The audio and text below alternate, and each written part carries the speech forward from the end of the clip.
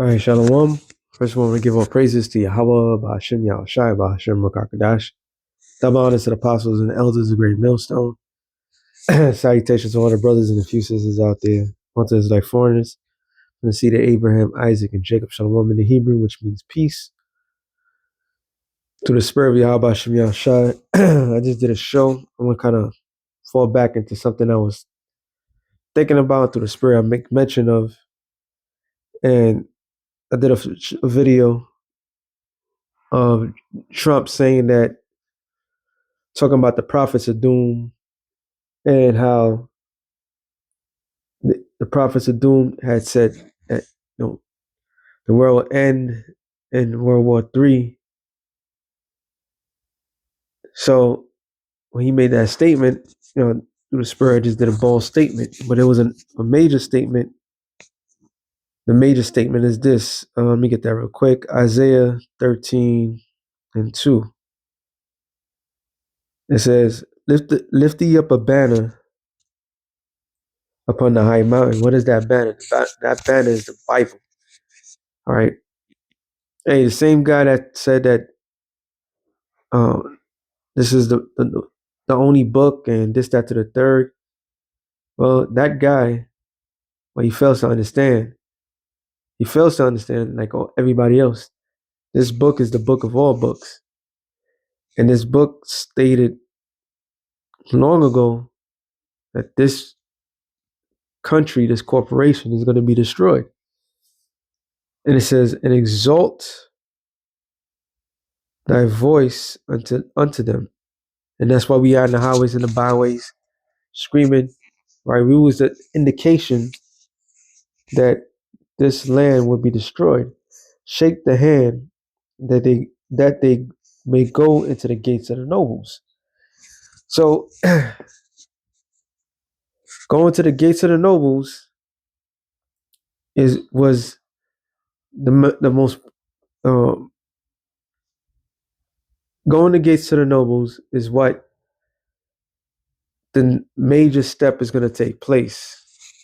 All right, we got to understand in this thing of ours, there's persecution that's going to take place, and people is going to want answers, and people that trying to get the answers is going to be these elitists. All right, and some of them, they're going to take us, they're going to capture us like they did to our forefathers, chains or no chains, and ask us questions. Revelation 10:10. It says, and he said unto me, thou must prophesy again before many peoples, nations, and tongues, and kings. So John was in the Isle of Patmos. He didn't prophesy ever again. When did John prophesy again? Prophesied in the latter days. All right. Then that's our job. Our job is to go tell these people openly that their world is coming to an end, no matter what they say, no matter what they do. And it was a particular scripture I was looking for at the Wadi Yahbashim Yashai. I found it. 2 Chronicles 18 and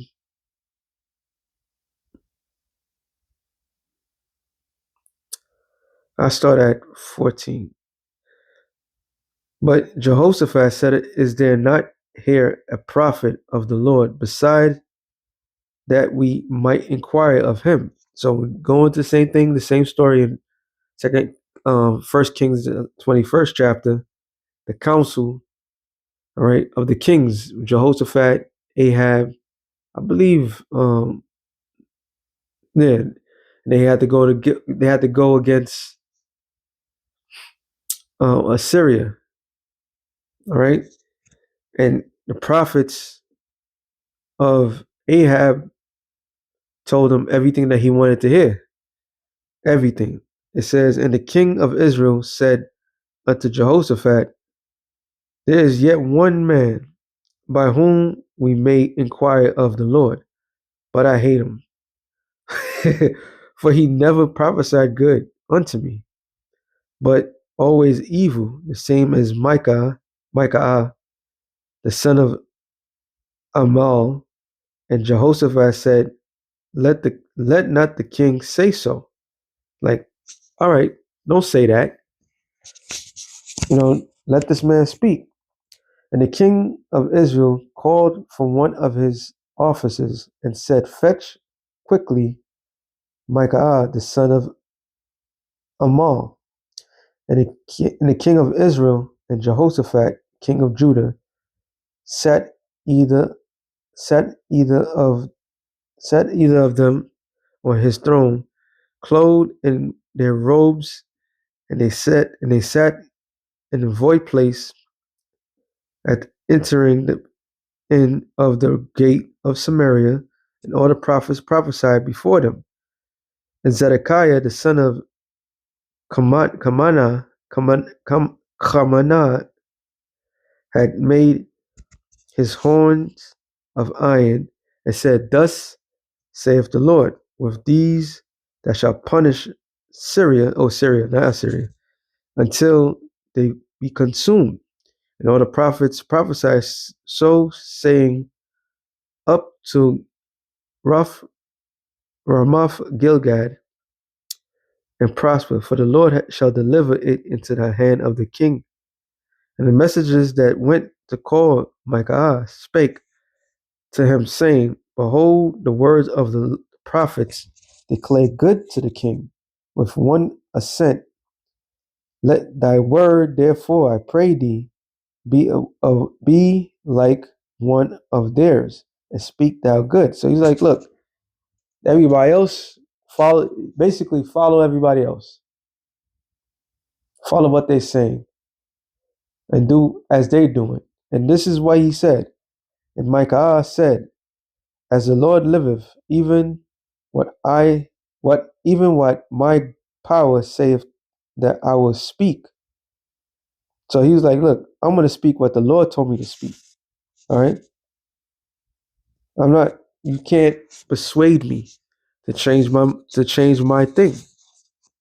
I'm not going to speak to these things smoothly to you like they desired. So Micah prophesied in front of a king, 2 kings to be exact, what the Lord said. How much more of us here on earth in these latter days? Okay? In these latter days, they're going to somehow, some way realize that everything that's happening is going to get out of their control. And they're going to want answers. And just like our forefathers, matter of fact, let me get this real quick, just to prove a point. Daniel 2 and 5.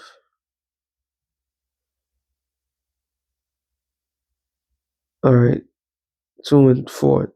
Then spake the Chaldeans to the king and Shirach, O king, live forever. Tell thy servants the dream. Matter of fact, let me go up. Then the king, okay, verse 1. And in the second year of the reign of Nebuchadnezzar dreamed dreams wherewith his spirit was troubled, and his sleep broke from him. Then the king commanded to call the magicians and the astrologers and the sorcerers and the Chaldees for to show the king his dream. So they came and stood before the king. And the king said unto them, I have dreamed a dream, and my spirit has troubled to know the dream. And it says, then spake the Chaldees. Now these are supposed to be the great people that could break down everything. All right, these are the great of the greats, supposedly. And it says to the king in Sha'ak, O king, live forever. Tell thy servants the dream, and we shall show the interpretation. And the king answered and said to the Chaldees, the thing is gone from me, If you will not make known unto me the dream with the interpretation thereof, ye shall be cut in pieces, and your houses shall be made a dunghill. So he threatened, like, yo, you got all these powers. You're the most powerful wizards and warlocks and all this other stuff. Tell me my dream. I can't remember it. But if you show the dream, if you show the dream and the interpretation thereof, you shall receive of me gifts and rewards and great honor. Therefore show me the dream and the interpretation thereof. Then answered again and said, let the king tell his servants the dream, and we shall show the interpretation of. And the king answered and said, I know of certainty that ye will gain the time, because you see the thing is gone from me. But if you will not make known unto me the dream, there is but one decree for you have prepared lying and corrupt words to speak before me. Till the time be changed. Therefore tell me the dream, and I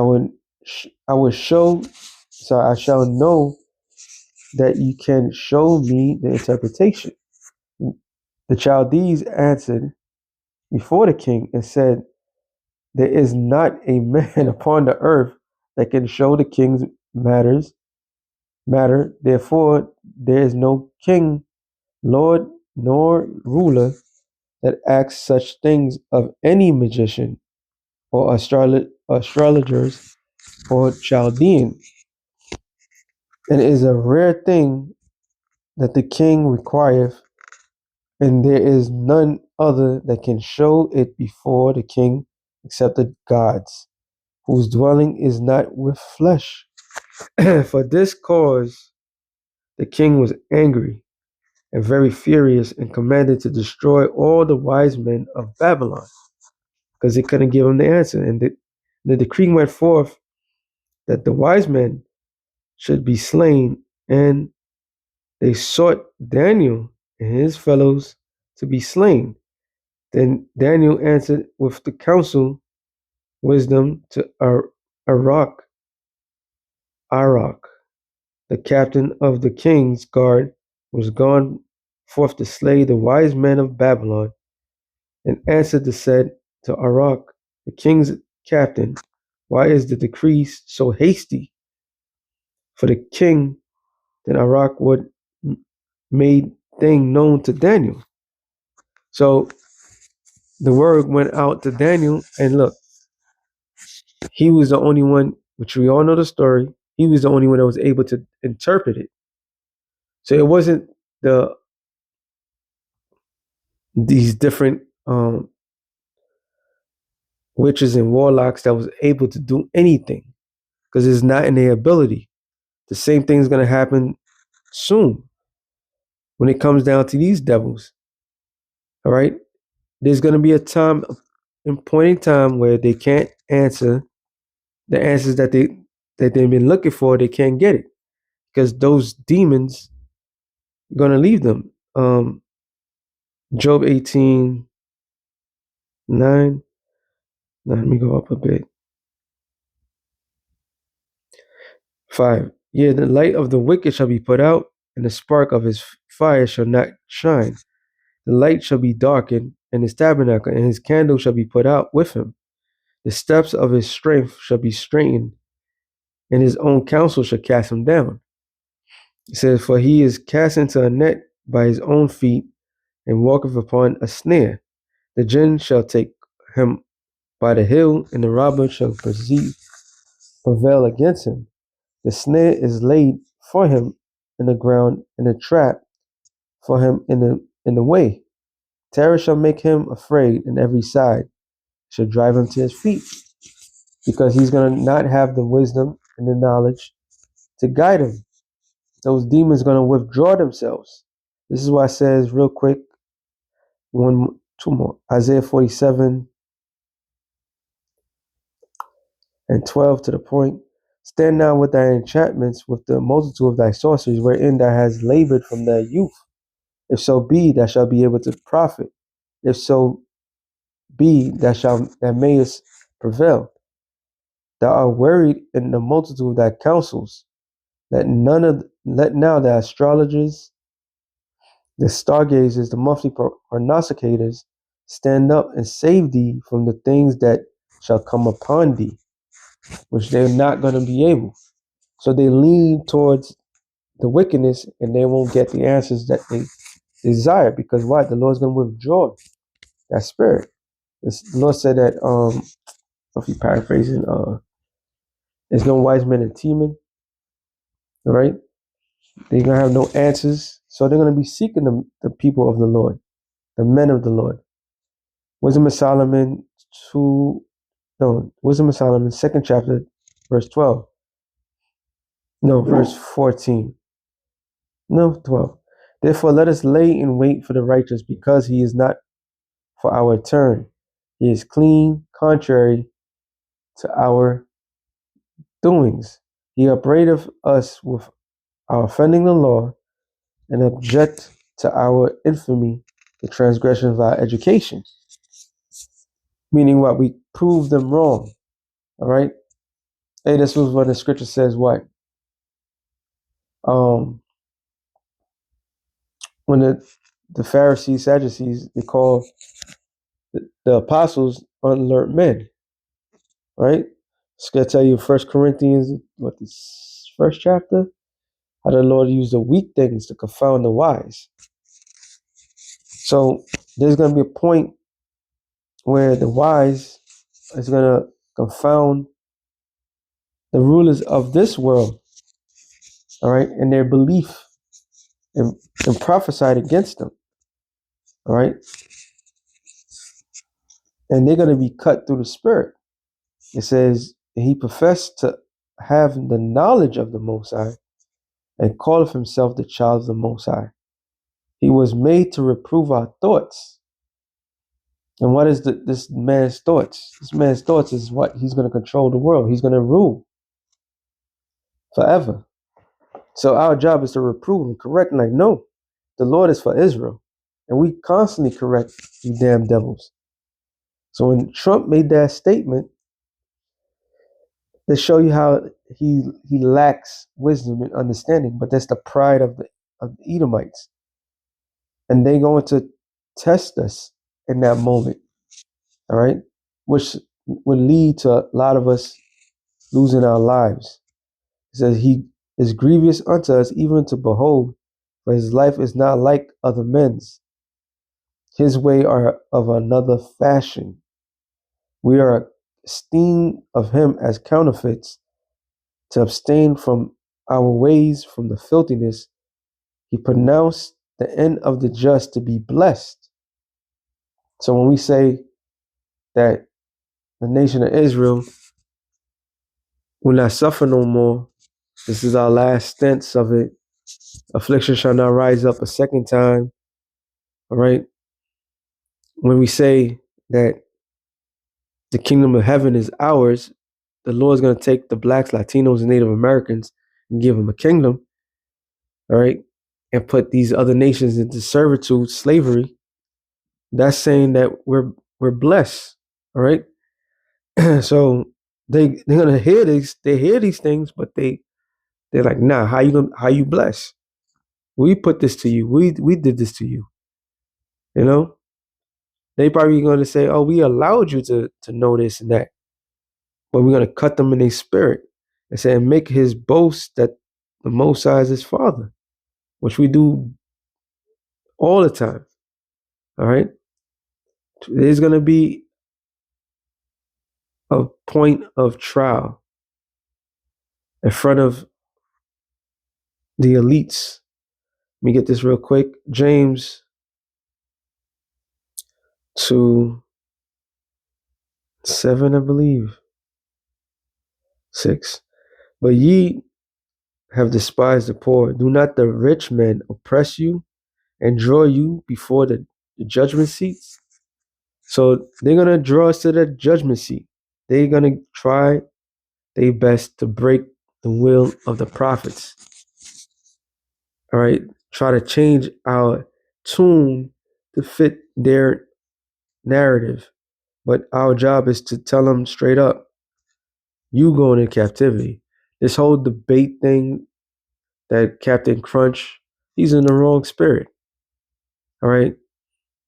Our job is not to debate or come into a mutual ground with these people. Our job is to tell them exactly what's going down, how it's going down. Per se, they go into captivity. If you're not a nation of Israel, you go into captivity. Point blank, period. It says, let us see if his words be true, and let us prove what shall happen in the end of him. For if the just man be the son of the Most High, he will help him and deliver him from the hand of his enemies. Let us examine him with despitefulness and torture, that we may know his meekness and prove his patience. So this devil is going to go all out. All right. This devil is going to go all out. He's going to torture. He's going, by any means necessary, to try to crush the will of the elect prophets of Yahweh Bashem Yahushua. But knows no matter what they do, how they do it, the Lord is going to be for his people. All right. So with that being said, shalom to the elect of the nation of Israel. Shalom.